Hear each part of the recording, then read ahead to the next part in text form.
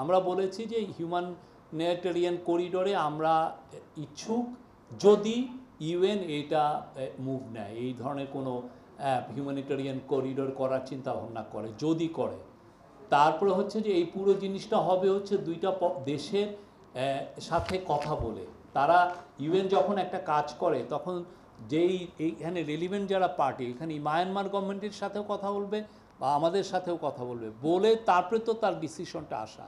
বা ওই ক্ষেত্রে অনেক যেটা হচ্ছে যে ওইখানে রাখাইনে অন্য কে অ্যাক্টর আছে তাদের সাথেও কথা বলে তারপরে এই চিন্তাটা হবে।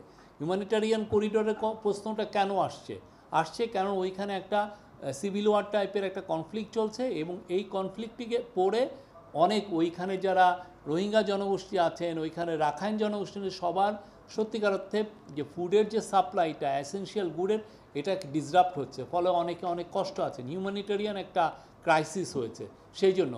আর এই যে ওনারা যে কথাটা বলছেন অন্যান্যরা পলিটিক্যাল পার্টিগুলো, আমার মনে হয় এটা একটা প্রিমেচুর।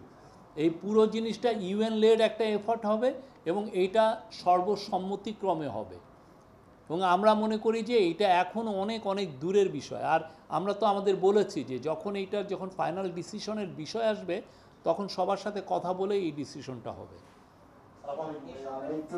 আর আওয়ামী লীগের তো সত্যিকার অর্থে আওয়ামী লীগ যে এটা কথা বলছে এটা কোন মুখে ওরা কথা বলে, ঠিক না? ওরা ইভেন রোহিঙ্গা নাম নিতে ভয় পেত, ওরা FDMN দিয়েছে। রোহিঙ্গা যে একটা জনগোষ্ঠী আছে, মায়ানমাররা রোহিঙ্গা নাম নিতে পারত না, মায়ানমাররা বলতো যে ওরা বাঙালি, এটা বলতো। তো মায়ানমারের কথা ওরা নিজেরা বলতো, রোহিঙ্গা নাম নিতে ভয় পেয়ে ওরা নাম দিয়েছে FDMN, ফোর্সিবলি ডিসপ্লেস মায়ানমার ন্যাশনাল, এটা নাম নিতে ভয় পেত।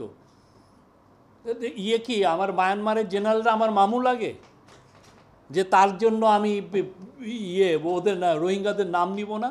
আপনি যখনই রোহিঙ্গার নাম নিবেন না তখনই মানে হচ্ছে আপনি রোহিঙ্গাদের রাইটসে, রোহিঙ্গার অধিকারে আপনি বিশ্বাসী না, সেটা। এবং ওদের কোনো রাইটসই নাই এগুলো নিয়ে কথা বলার।